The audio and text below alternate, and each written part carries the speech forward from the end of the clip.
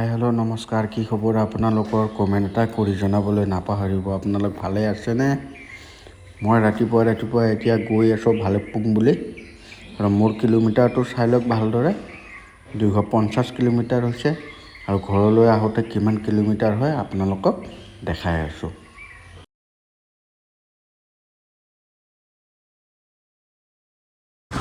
চাওক, ৰাতিপুৱাৰ মুহূৰ্তটো চাওক আপোনালোকে, কি সুন্দৰ মুহূৰ্ত।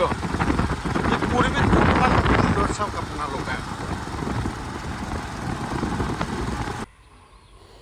এতিয়া মোৰ বাইকৰ তেল কমি গৈছে, তেলখিনি ভৰাই লওঁ। একচুৱেলি নাইৰা পেট্ৰল পাম্পতে তেলখিনি ভৰাওঁ, কাৰণ ইয়াতে তেল ভৰালে কিবা অলপ মাইলেজ পোৱা যেন পাওঁ। তো সেইটো কাৰণত এইটো পেট্ৰল পাম্পতে মই পৰাপক্ষলৈকে তেল ভৰাওঁ। তো এতিয়া মই ফুল টেংকি কৰিম। হাফ টেংকিতকৈ অকণমান কম আছিলে। ফুল টেংকিত কিমানখিনি টকাৰ তেল খাই চাই লওঁ।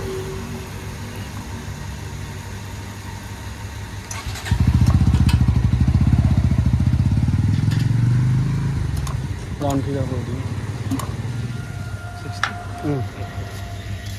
860 টকাৰ তেল খালে।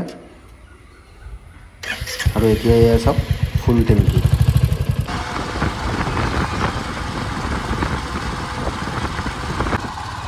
আৰু ইয়াত ধূলাৰ এই ভেড়া ছাগলীকেইটাক যিমান হৰণ মাৰিলেও ইহঁতে চাই দিয়ে।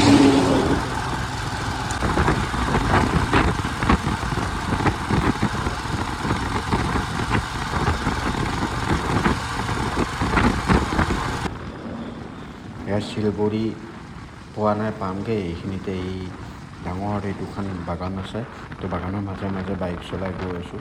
খুব সুন্দৰ লাগে এইখিনি। এয়া পালোঁ বৰ্তমান।